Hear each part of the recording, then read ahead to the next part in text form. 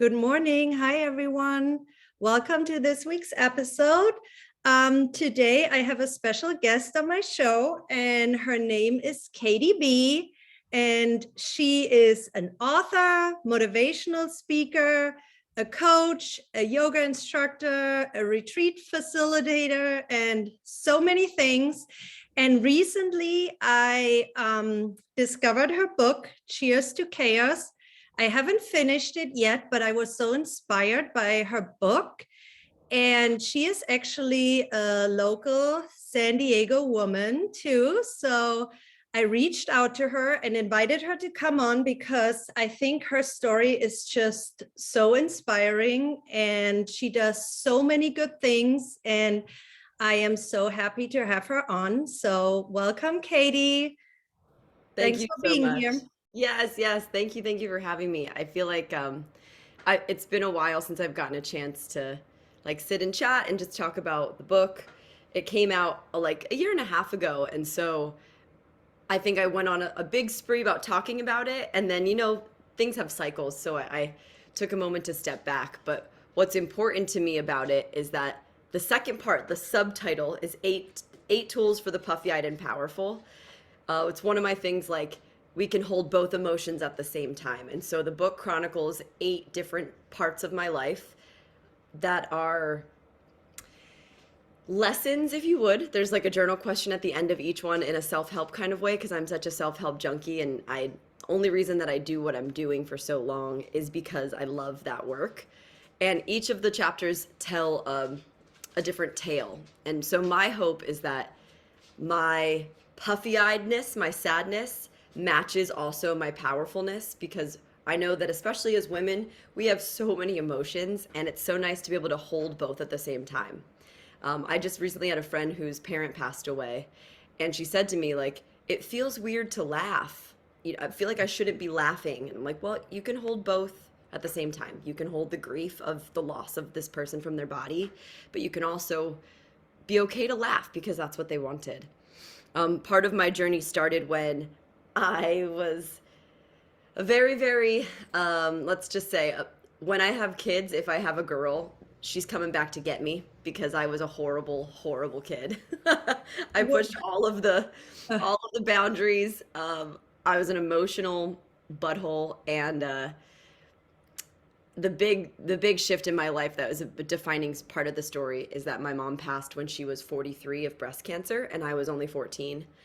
And there's no good time for your mom to pass. My mom was a really powerful person in my life. She was vice president of her company at the camera shop, when the place you used to go get your film developed.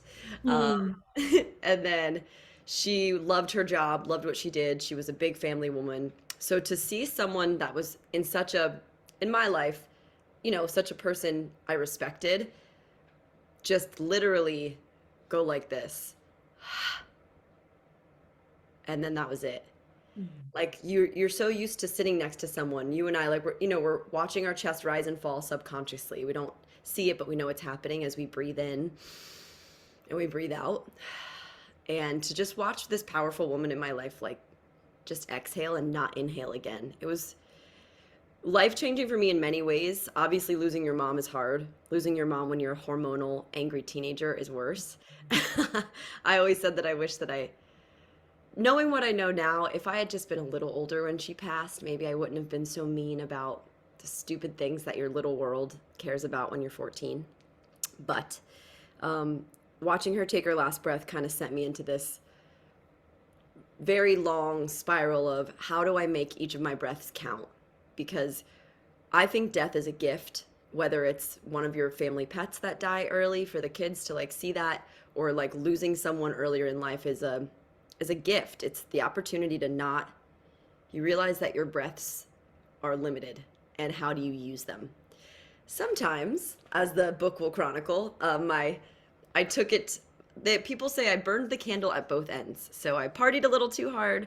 I There's one of the chapters called "The Single Bitch Chronicles." It's all about like my escapades in the dating world, not wanting to be in the dating world, but had to be.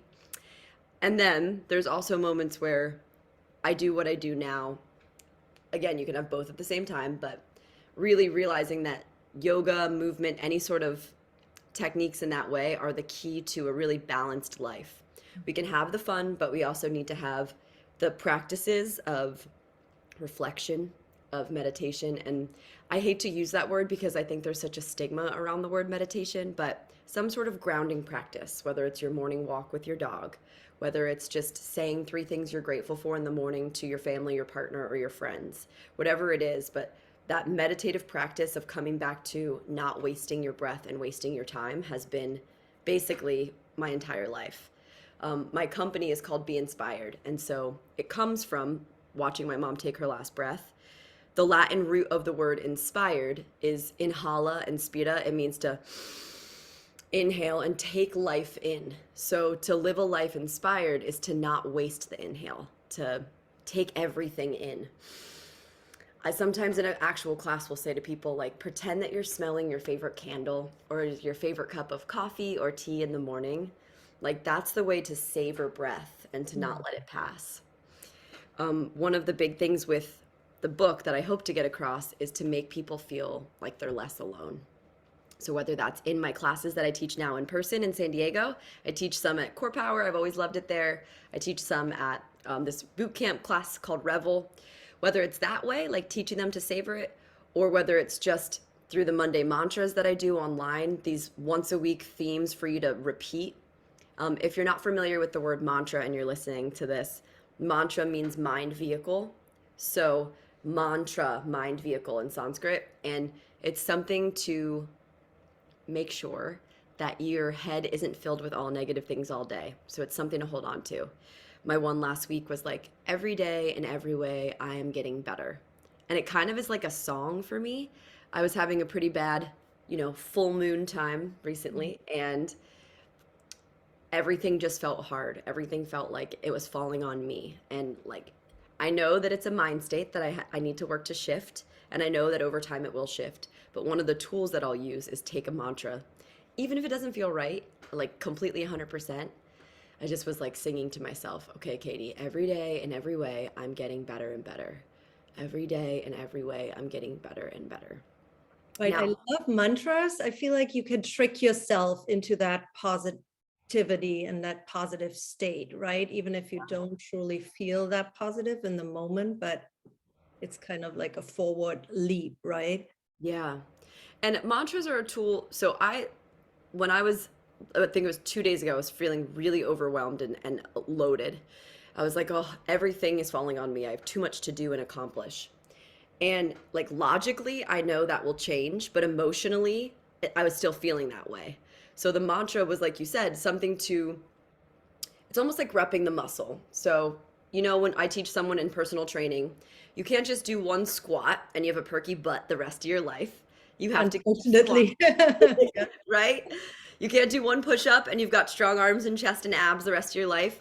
You have to keep repping those muscles. And that's what mantra, that's what your meditative practice in the morning is. It's just this tiny rep every day, every morning, whatever it is, to keep the muscle of your emotional strength strong. Mm. So I didn't feel 100% better when I said that mantra to myself. I just kept repeating it so that I would clear out the thoughts that were so negative.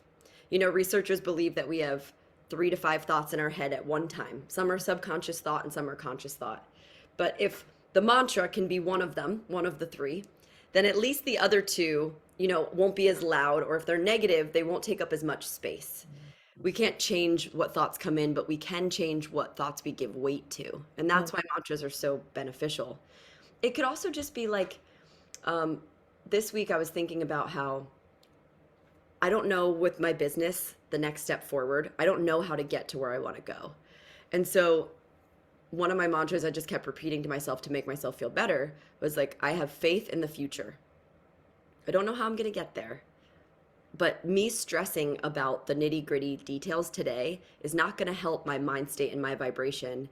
Like, I'll take steps. I'm going to ask for help and mentorship in certain ways. But to keep my day to day head state nice, I have to be able to like hold on to something that I have faith in my future. Okay. What that tells me is I don't know exactly how I'm going to get there, but I do have faith that what's coming will be good. Do I know what's coming exactly? No. Do I know exactly how I'm going to get there? No.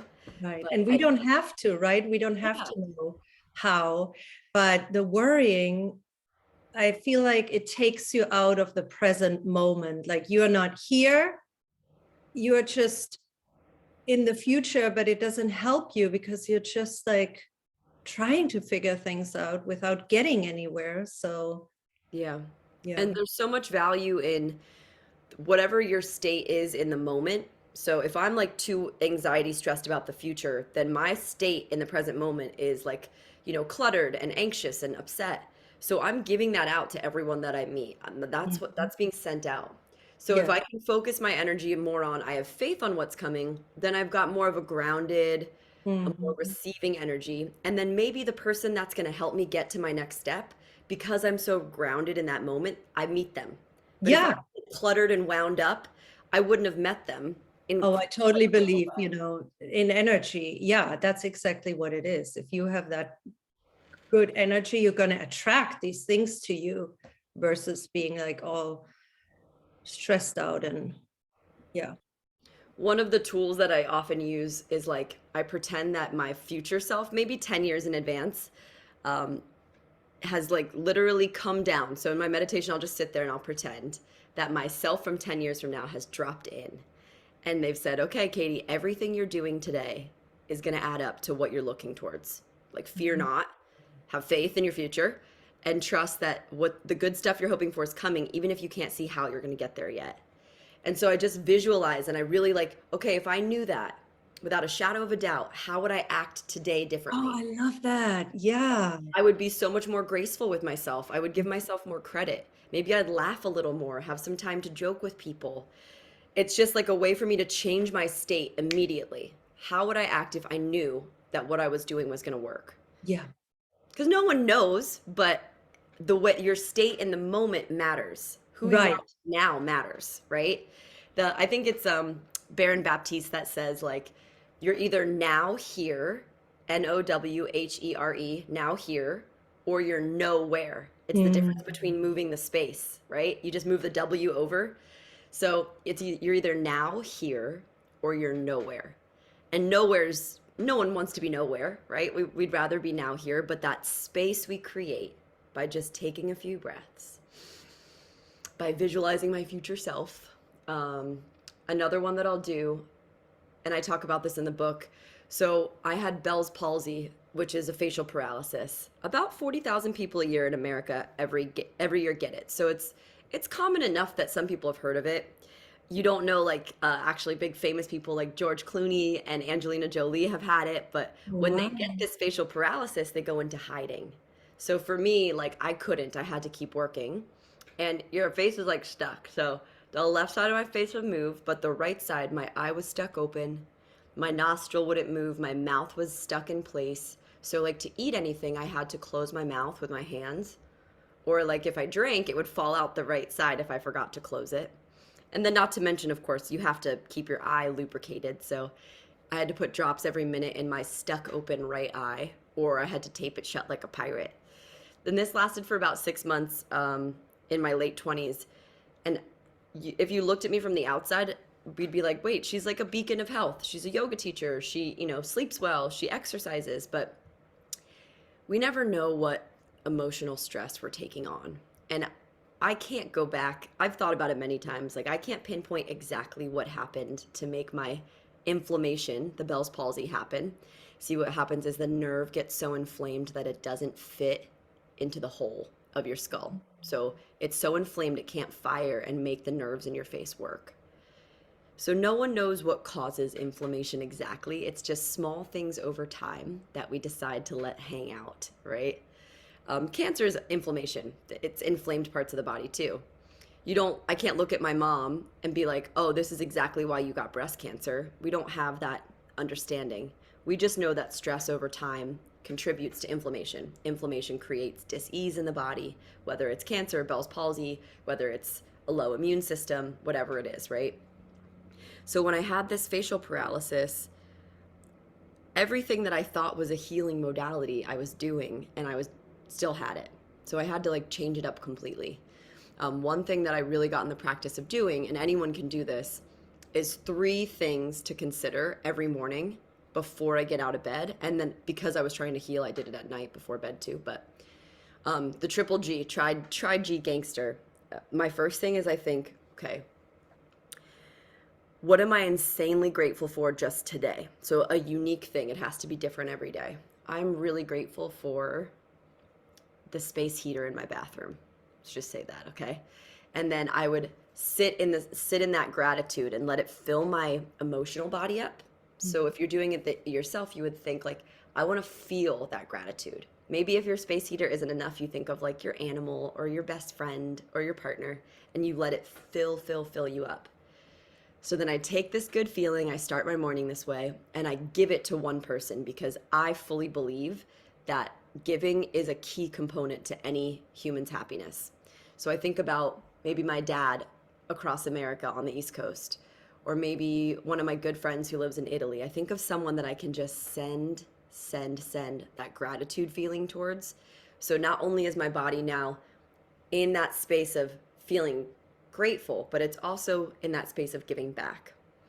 And so I fill myself for like 2 or 3 minutes with this feeling. I'm so grateful, and I'm sending a green light from my heart to theirs, sending it out, just like a text message. We don't know how a text message is necessarily sent. You just trust that it's going to get there. And then the final step is picking one thing to be a growth point, because like I shared with you a few days ago, I was insanely overwhelmed, but my workload hadn't changed. So from a week prior, it was the same workload. It was just the way that I was looking at it. I wasn't giving myself the space to breathe around it like I had maybe the week prior. And so that last G, the growth point, is figuring out if I do one thing today, whatever the growth point is, when this happens, I'm going to celebrate it. So the other day, like it was, an overwhelming day. So I said, once my laundry's done and it's fully out, I'm going to take a moment and celebrate myself. I'm going to say this was a successful day because I got this one growth point done. And what this does, and now new research in positive psychology proves to us that by picking something to celebrate each day, it then gives you this like dopamine hit, knowing like you've done something right. The same way when you're training a dog, if a dog doesn't pee on the rug, it pees outside, you give the dog a treat. Mm-hmm. So by you giving yourself a treat, you actually release dopamine. Like the body releases those chemicals of pride, of treats. That because we took time to say, thank you, self. I'm never going to get it all done, and I did this. That celebration is a whole different state. And not saying that that's exactly what healed my Bell's palsy. We'll never know. It took about 6 months for it to come back. But I do know those 3 practices are critical for any human on earth. Thinking of gratitude, which we hear all the time, what are you grateful for? But specific gratitude. I just read a new research study on, they basically had 2 different middle schools tested in Iowa over the course of a 10-year study. And one middle school, they had pilot every day. They came in and said something they're grateful for, and it could be the same as the day before. Just what are you grateful for? Then the other middle school had to write 3 specific, very specific new things each day. So by the end of the year, what was changing in their psyche was they're actually proactively every day looking for new things to be grateful for. They had, like we talked about before, repped the muscle, trained their brain to look for 3 unique new things. And this was like life-changing. They noticed that over the 10 years, the other school did well with the gratitude, but the one that did the specific 3 things a day, they scored much higher on their overall exams, and their average grade level. And so considering like how that for even as adults can truly change who we are. Yeah, it makes sense because it's so much more proactive. Like you're way more intentional thinking about what you're grateful for. And especially with kids, I mean, their brains are so moldable, if you would. But as adults, we get in these patterns and habits. They say of the 60,000 thoughts we have in a day, only 1,000 are new from the day before. Mm-hmm. So if those 1,000, maybe 3 of them are like ones that we're looking for new things to be grateful for. It's a huge shift in what the glasses we wear to see the filter of our lives. Mm-hmm. Yeah, and the giving back component has always been something big for me.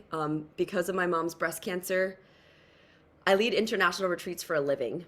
So I do like 8 or 9 trips a year for self-development. We do like workshops, we do journal entry workshops kind of thing, and then we do some movement, and then we have fun and we see the country in a unique way. But because of these retreats, I've actually gotten the most growth out of leading a free one for cancer survivors every year. So I've led 8 now, and I do the same exact trip that I would do for like you and I. And instead, I just bring only cancer survivors together on a free trip, and the content is the same, but the way they approach it is a little different, obviously, because they get a second lease on life. And so that's a huge thing that I fundraise for in my 501(c)(3) every year, is just like bringing really worthy people a second chance in seeing their new life in a different way. It's so beautiful. It's so beautiful.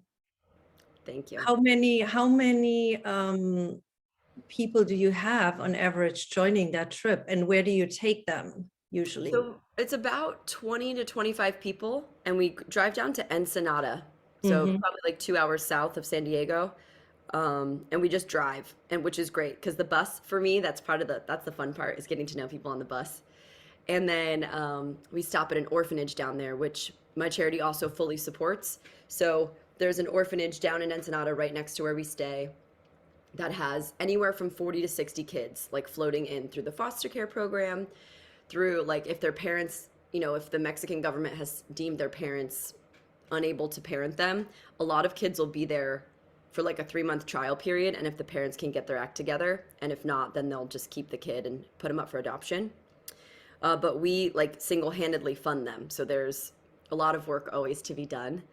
And one of the big like takeaways for the cancer survivors is some of them have been told they won't be able to have kids because of some of their processes, or they've been in the space of cancer for so long that when they see these orphans, that giving back component to someone who was so sick or was so sick, now all of a sudden they get lost in giving. So Mm. their problems aren't as big because they see these kids that need so much love. And I think that that's a huge component of happiness for anyone, is if we're not giving back to something bigger than our own story, then we get lost in our story, and our Yes. traumas become so much bigger. Yes. Wow, that's so amazing. Thank you. I mean, anyone can do it anytime, right? We got gratitude, giving, and then that growth point is just celebrating something that you did. One of my business coaches makes me always start the session with like a win or celebration. And so I try to do that with anyone that I encounter. Like if I'm at the desk at Core Power, I'll say, okay, guys, what was a win this week? Just trying to start off, like break the ice with something strong. Because we don't, as adults, they say for every 5 bad things equals 1 good thing, like in feedback. We just always hear the bad. And so training our brains to hear the good is so important too. Yeah, but it's also such a constant work. Like you have to be so intentional about it, right? Because in our daily busy lives, and like you said, everyone has problems and things go wrong in life, but to always pull yourself back into that place of like, okay, after all, what is here to be grateful for? What is going well in my life? How can I help? It's like a constant work you have to do. Like you seem to have mastered it, to be so positive and do all this good work. And do you like, is it just you, or do you have a team of people like with your nonprofits and like setting up and organizing all these retreats?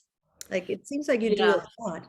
I do. I have a lot going on with the retreats, and then we have an app that. So the Be Inspired app was a silver lining that started over COVID because we're stuck at home. So Mm. like, and I still want to give classes to people, and it was a great silver lining in all of that stuckness because now there's over 2,000 videos available for people. So anything from like a Wow. 5-minute meditation where I guide you through that the triple G gangster meditation I just said, or like 10-minute stretches. I started those to get my dad on board because he's not, he's approaching 70 and he's not as open to some of the yoga or the strength training stuff. Totally fine. But I was like, you have 10 minutes to just stretch and listen to me tell a story.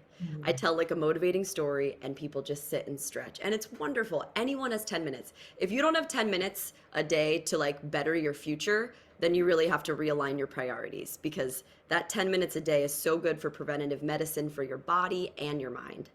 So Um, it sounds like anyone can really work with you because, anyone, yes. yeah, from like the challenging yoga classes to just listening to you doing stretches, like for Right. everyone. Yeah. And that's the important part, is like just saying yes to that 10 minutes can change your whole month. Like it's a huge thing. And so with the app, getting people on board to, like, it's $10 a month, and like you get all these videos, yoga sculpt and yoga and lifting, if you like that stuff, or just, I know a lot of people that just do the 10-minute stretches. But between that, the retreats that I lead every year to Italy, India, Mexico, we're going to Sayulita, Ensenada, Thailand, South Africa. And then finally, the charity is the biggest part. So we support not just the orphanage in Ensenada, but India too. We have one. So all of those things, I have an awesome assistant, Larissa, that helps me. And I have ambassadors, like teachers who have trained under me, that help me lead the trips and be ambassadors for the cool stuff that we're doing. But yeah, it's a very small show, but it makes a big difference. And Oh yeah, it sounds like a huge impact you're having on so many people. yeah, thank you. I I have to keep training my brain this way, because if I don't, I am prone. The whole Katie Be Happy thing was a joke, because I'm from Jersey and I'm crass and sarcastic and not positive. And so I have to proactively work every day to rep that muscle, Yeah, or that's hard to believe when I listen to you. It's really, I've been listening to your weekly mantras and all that, and because you have such a positivity, so inspirational, it's hard to believe. So you're tricking yourself into. because if I'm not in it, then if I fall out of practice of it, then I fall pretty low. And so, like, I have to be in the practice of moving a little bit every day, of taking on these, even just the 5 minutes in the morning is life changing for me, for my partner. Like, it really does help to reset the mind, because it's so easy to fall into the small stuff. And the world is really big if we're open to it. And also, our time is extremely limited. So, I don't want to waste it. Mm, love that. So, what is the best way to get in touch with you if listeners want to find out more about all the amazing things you do? So my book, Cheers to Chaos, 8 Tools for the Puffy-Eyed and Powerful, is on Amazon. You could buy it regular, you could buy it Kindle, or I read the audiobook. It's only like 4.5 hours long, so it's kind of nice to hear my voice read the stories about my mom's death and my Bell's palsy and my singledom. And it's very crass. It is X-rated, so be mindful if anyone's embarking on that direction. It was pretty awkward for my family to read some of the parts. And then for like retreats and the app, everything's on my website. It's beinspired.life. It's just the letter B and the word inspired. And it's an opportunity for you to see if you like the meditation stretches, if you want to do a retreat, anywhere from 3, 5, 7, or 10 days. And if you're local in San Diego, come find me. I'd love to comp you classes. But that's all on the site, and my Instagram, Katie Be Happy. Thank you so much. I know you're such a busy woman, but I loved having you on here today and Thank sharing you. your story. Very inspirational. And again, thank you for all the amazing work you do. Thank you very much.